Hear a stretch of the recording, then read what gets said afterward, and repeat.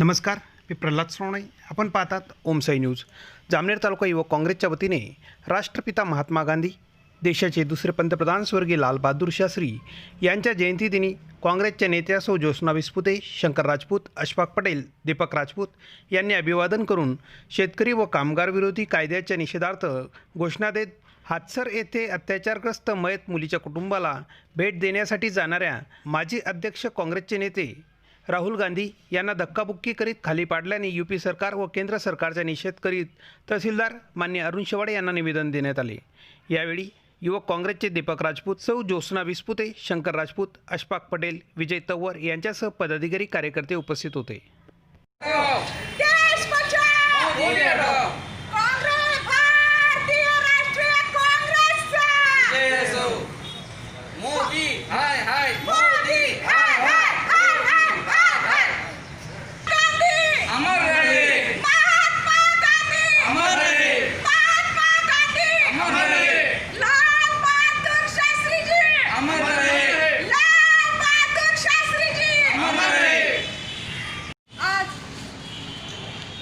महात्मा गांधी यांची जयंती, त्याचप्रमाणे माजी पंतप्रधान लाल बहादूर शास्त्री यांची देखील जयंती. आज आम्ही जामनेर तालुक्यात माननीय सोनियाजी गांधी आणि माननीय राहुलजी गांधी यांच्या आदेशानुसार जळगाव जिल्ह्यातील जामनेर तालुक्यात आलेलो आहे. इथल्या तहसीलला आम्ही भेट देऊन आमचे निवेदन दिलेले आहे. त्यामध्ये आम्ही 3 इश्यूज घेतलेले आहेत.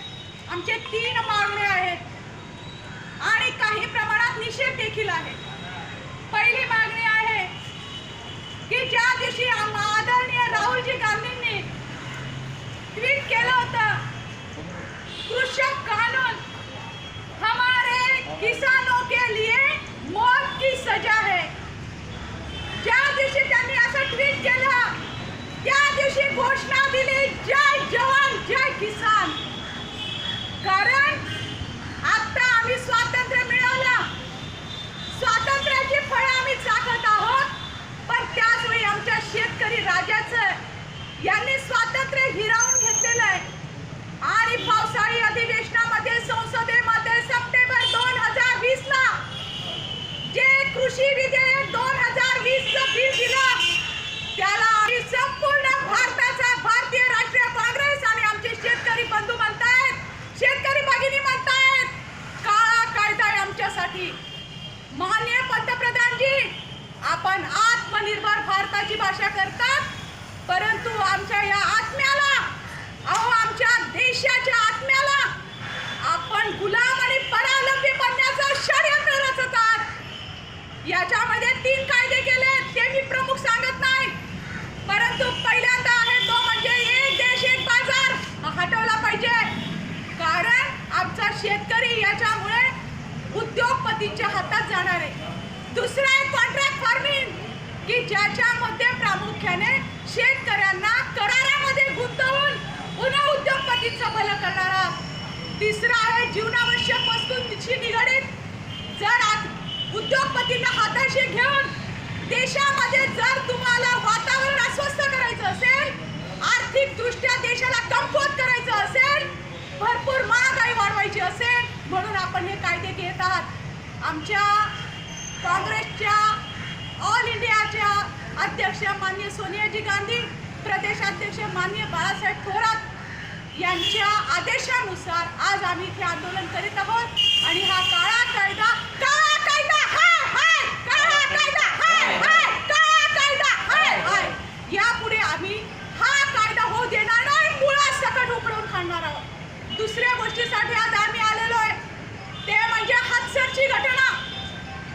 आमची छोटीशी बच्ची, जरी दलित बेटी होती तरी ती भारताची आणि पूर्ण राज्याची देशाची ती प्रामुख्याने सर्वांची कन्या. हातसरच्या आमच्या बेटीला शेवटी मृत्यूशी संघर्ष करावा लागला आणि असा संघर्ष करावा लागला की तिथे मृत्यू पण ओशाळला. आमच्या या बेटीला जेव्हा न्याय देण्यासाठी आमच्या मान्य राहुल गांधी आणि प्रियंका गांधी गेले, तेव्हा त्यांना अटक केली. याच्यासारखं लोकतंत्र आणि संविधानाचा इथे अपमान करण्यासारखं यूपी सरकार इतकं वाईट सरकार असूच शकत नाही. म्हणून आम्ही उत्तर प्रदेश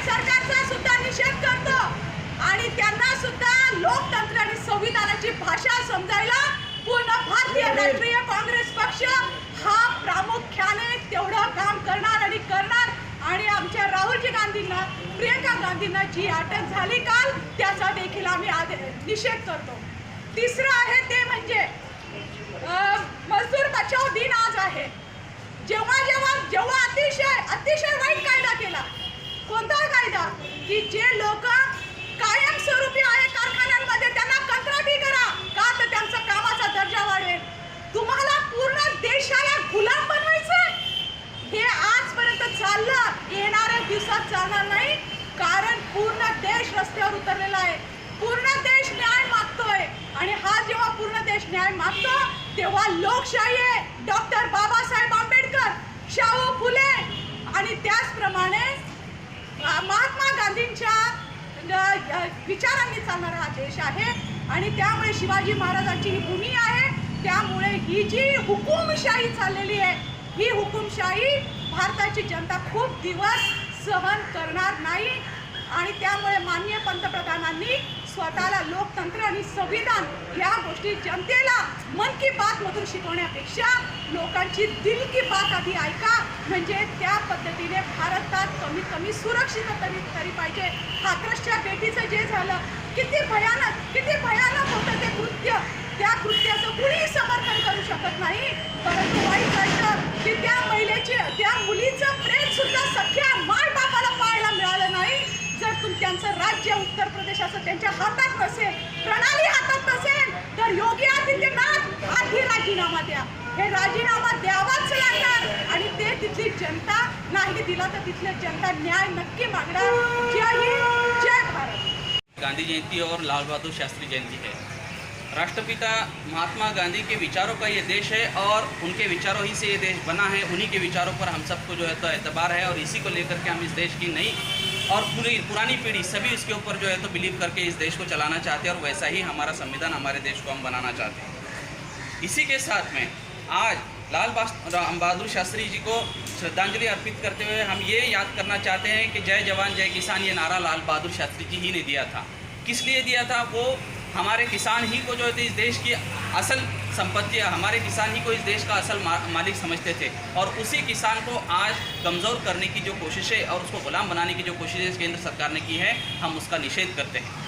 हमारे लिए ये ज़रूरी है कि हमारा आम आदमी, हमारा मजदूर, हमारा कमज़ोर से कमज़ोर आदमी इस देश के ऊपर अपना पूरा हक जताते हुए, इस देश को अपना मानते हुए यहाँ पर अमन और सुकून के साथ रह सके.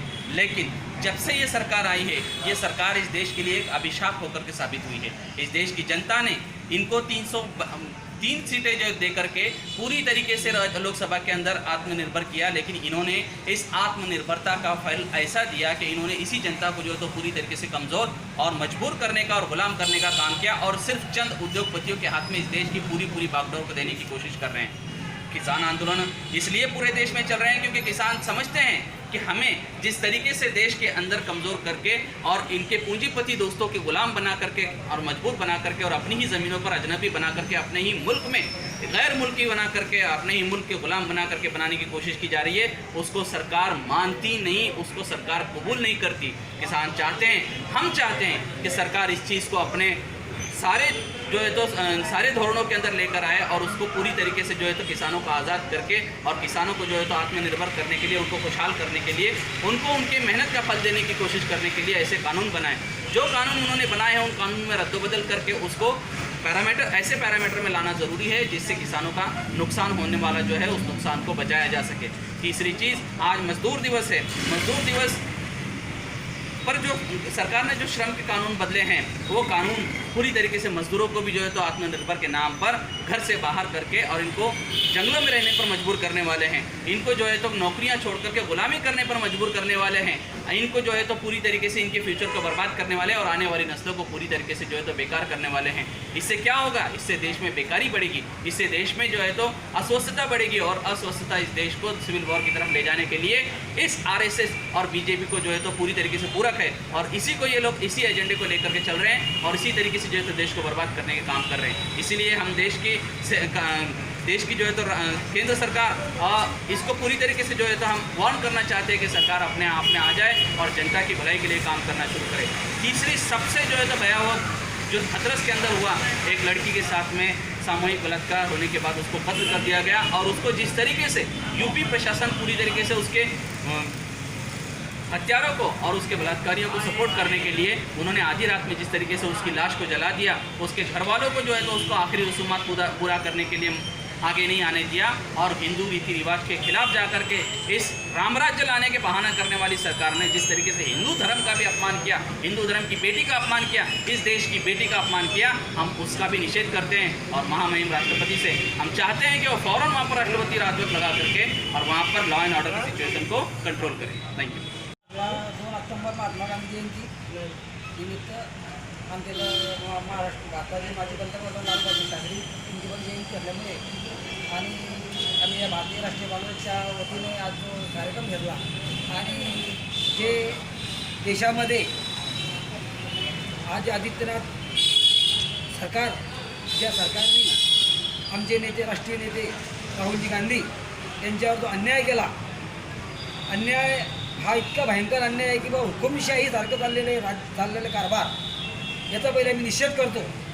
कारण भारतीय राष्ट्रीय काँग्रेसच्या एक राष्ट्रीय नेत्याला तिचे अवमान करणं म्हणजे पूर्ण देशाचा अवमान आहे। गांधी घराण्याकडे बघताना या गांधी घराण्याचं या देशासाठी फार मोठं बलिदान आहे।